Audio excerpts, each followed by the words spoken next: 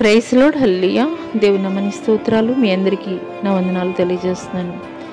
ఈ దినం కొరకు దేవుడు సిద్ధపరిచినటువంటి మాటలు, ప్రియ సహోదరి సహోదరుడా, అనేక సార్లు మనం న్యూస్ ఛానల్స్లోను న్యూస్ పేపర్స్లోనూ మనం చూస్తుంటాం రైలు ప్రమాదాల గురించి, బస్సు ప్రమాదాలని గురించి. అయినప్పటికీ కూడాను మనం బస్సులోను రైల్లో కూడాను మనం ప్రయాణం చేస్తూ ఉంటాం. ఎందుకొరకేనంటే ఆ యొక్క బస్సుని లేదా రైలుని నడుపుతున్నటువంటి డ్రైవర్ మీద మనం కలిగి ఉన్నటువంటి అపారమైనటువంటి నమ్మకం,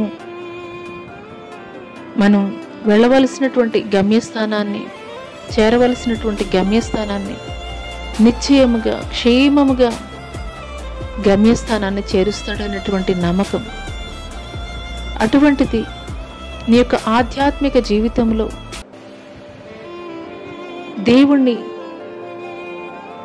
వెంబడిస్తున్నటువంటి నీవు చేసేటువంటి ప్రార్థనలకి జవాబు రానటువంటి తరుణంలో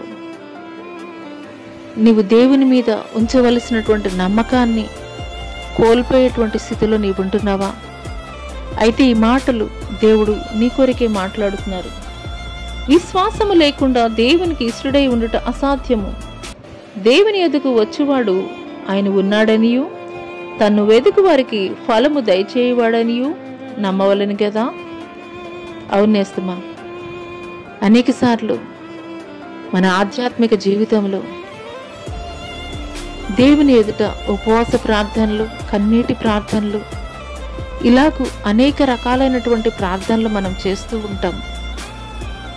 కానీ ఉంచవలసినటువంటి విశ్వాసాన్ని, ఉంచవలసినటువంటి నమ్మకాన్ని మాత్రం దేవుడి మీద మనం ఉంచం. ఈ లోక సంబంధమైనటువంటి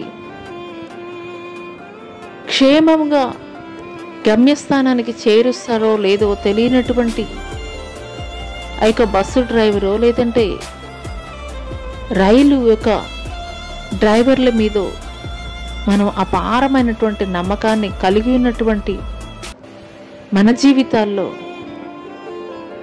వారికంటే ఎన్నో రెట్లు శ్రేష్టముగా మన యొక్క జీవితం అనేటువంటి వాహనాన్ని ఆయన డ్రైవర్గా మనం ఉంచుకోగలిగినట్లయితే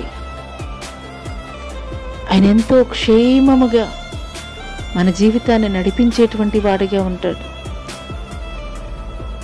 నీవు పరిపూర్ణమైనటువంటి విశ్వాసాన్ని, నమ్మకాన్ని ఆయన పట్ల నీవు కలిగి ఉన్నట్లయితే, నీ జీవితం అనే వాహనానికి ఆయన ముందుగా నీవు పెట్టుకోగలిగినట్లయితే నిశ్చయముగా నీ విశ్వాసాన్ని బట్టి ఆయన నీ జీవితంలో కార్యములు జరిగించబోతున్నాడు. నువ్వు చేరవలసినటువంటి గమ్యస్థానాన్ని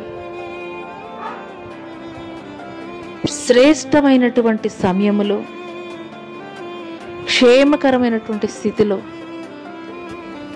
దేవుడు క్షేమముగా నిన్ను నిలిపి ఉంచేటువంటి వాడిగా ఉన్నాడు. ఈ మాటలు దేవుడు నా కొరికే మాట్లాడుతున్నారని నీవు నమ్మగలిగినట్లయితే, ఇంతవరకు నువ్వు చేసినటువంటి ప్రార్థనలో కేవలం నోటి మాటల ద్వారా చేసేటువంటి ప్రార్థన మాత్రమే ఉన్నదేమో, పెదవుల ద్వారా చేసేటువంటి ప్రార్థన మాత్రమే ఉన్నదేమో, హృదయములో విశ్వాసము లేకుండా ప్రార్థన జరిగించి సమాధానం పొందుకోలేనటువంటి ప్రార్థనగా మాత్రమే మిగిలిపోయి ఉన్నదేమో. ఈ మాటలు దేవుడు నా కొరకే మాట్లాడుతున్నారని నువ్వు విశ్వసించగలిగినట్లయితే, విశ్వాస సహితమైనటువంటి ప్రార్థన రోగిని స్వస్థపరచునని లేఖనం తెలియజేస్తుంది.